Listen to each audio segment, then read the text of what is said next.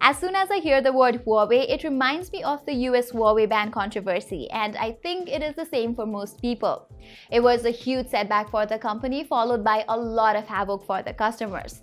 But now that the uncertainties are somewhat lower, Huawei has brought out some interesting phones in the South Asian market, like the budget Y9 Prime with pop-up cameras and the upper mid-range Huawei Nova 5T with flagship Kirin 980 chipset.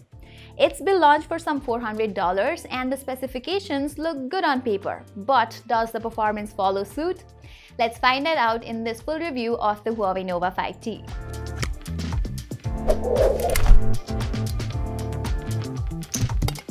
First off, let's get done with the performance, and as I mentioned earlier, it comes with Huawei's own Kirin 980 chipset, and yes, this is the same chipset that's been used on the Huawei P30 Pro, so needless to say, this is a very good performer.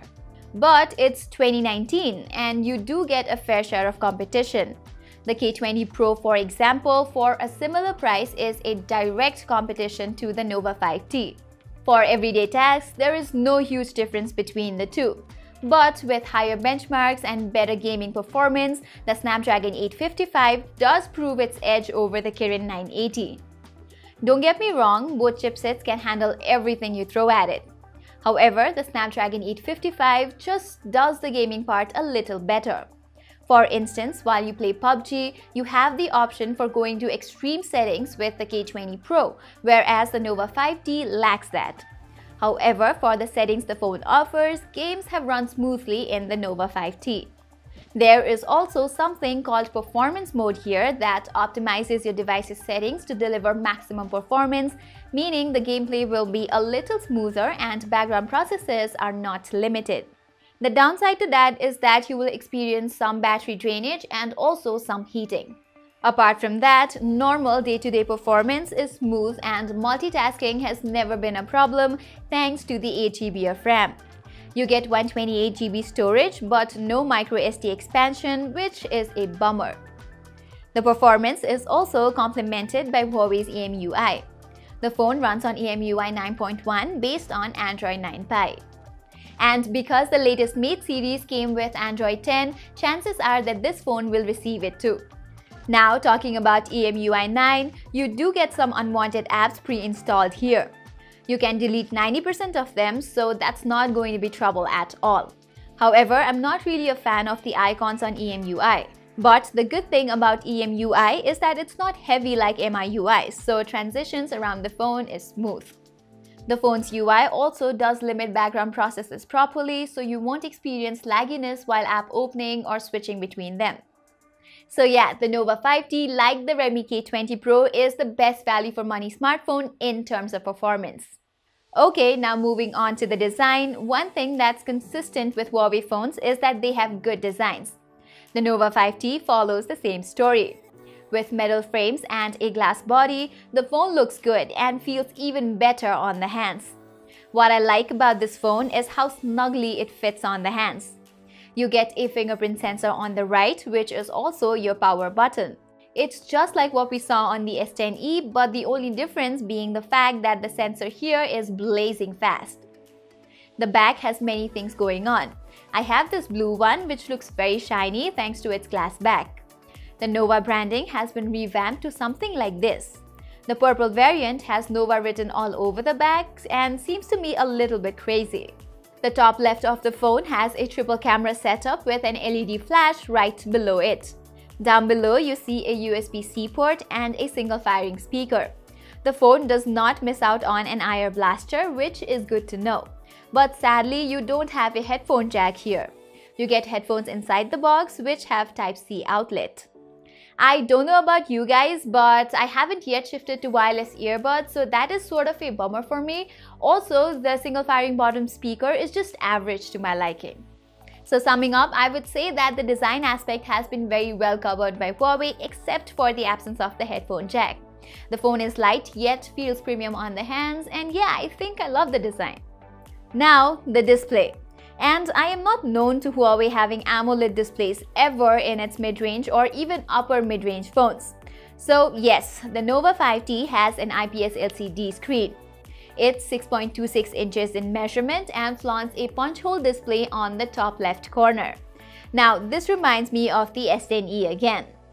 Coming back to the Nova 5T, the display looks clean with minimum bezels. The punch hole is not obtrusive at all, so viewing content in it is a pleasure. The display actually looks quite good. It has good viewing angles, sufficient brightness in outdoor conditions, and nice color and contrast levels. For those who want to get more battery life, you even have an option to downscale the display resolution to 720p. I really like this feature, and I think other phones too should implement this. Side by side with the K20 Pro's display, the Nova 5T is slightly less bright, just slightly so. Of course, the 5T's blacks are not as good as the K20 Pro's OLED, but the difference is not so huge to make a fuss about it. There is a tiny LED notification light in the speaker grills up top, which is always a welcome addition.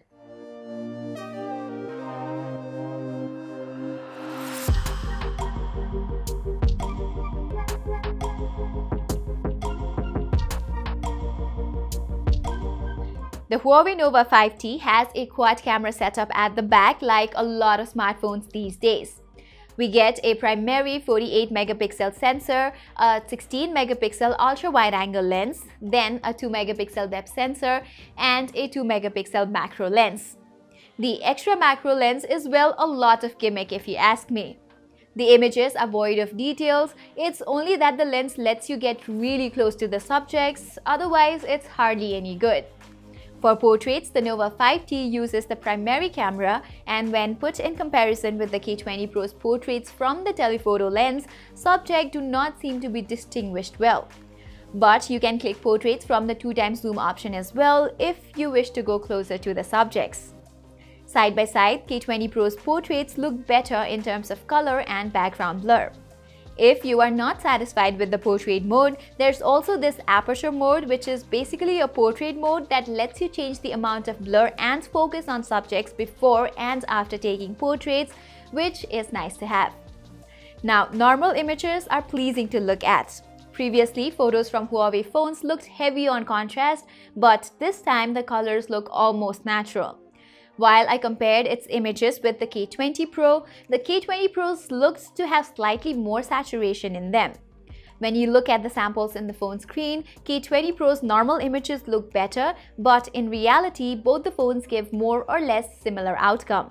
Having said that, in terms of dynamic range, the Nova 5T does better than the K20 Pro.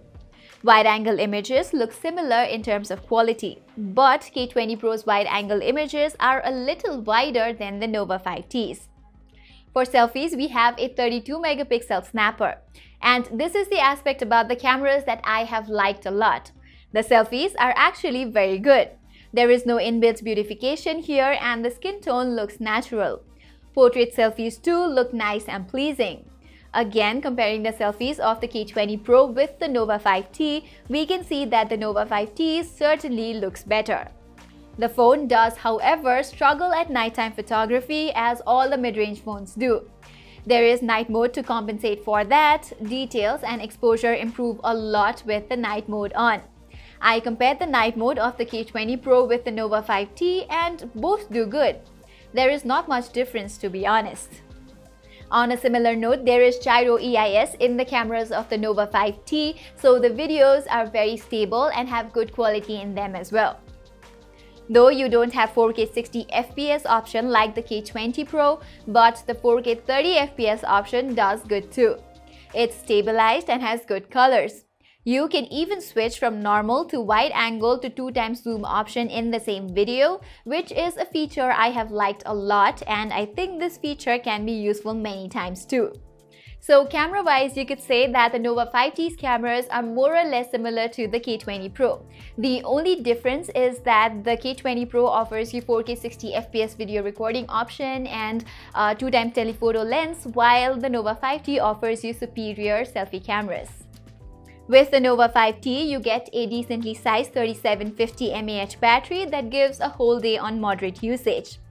And since I am a heavy user, I had to charge the phone like at the end of the day. So battery-wise, it's 8 out of 10 in my opinion. And also one thing that I've noticed is that the phone does a very good job in idle standby.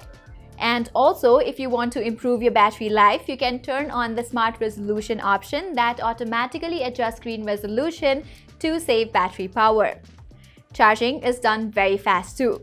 The phone takes you 1 hour and 21 minutes to get from 0 to 100% with its 22.5 watt charger that comes inside the box. So overall, I really like the Nova 5T. The design is good, the cameras are good, and the phone is, well, very fast. The only thing that I wish this phone had is an OLED display, because its closest competitors like the K20 Pro and the Vivo V17 Pro have OLED displays. But despite all the shortcomings, I would still recommend the Nova 5T for some $400. But there is a catch if you live in Nepal, because here the phone is priced at 53,900 rupees, which translates to some $475. And for a lesser price, you get the 256GB version of the Redmi K20 Pro. So maybe Huawei Nepal could consider doing some price revision to make the Huawei Nova 5T a bit more compelling. So that was all for our full review of the Huawei Nova 5T. We are coming up with the giveaway of this phone on our Facebook page, so make sure you follow us there. Saying this, I'm Pratima Adhikari and thank you for watching.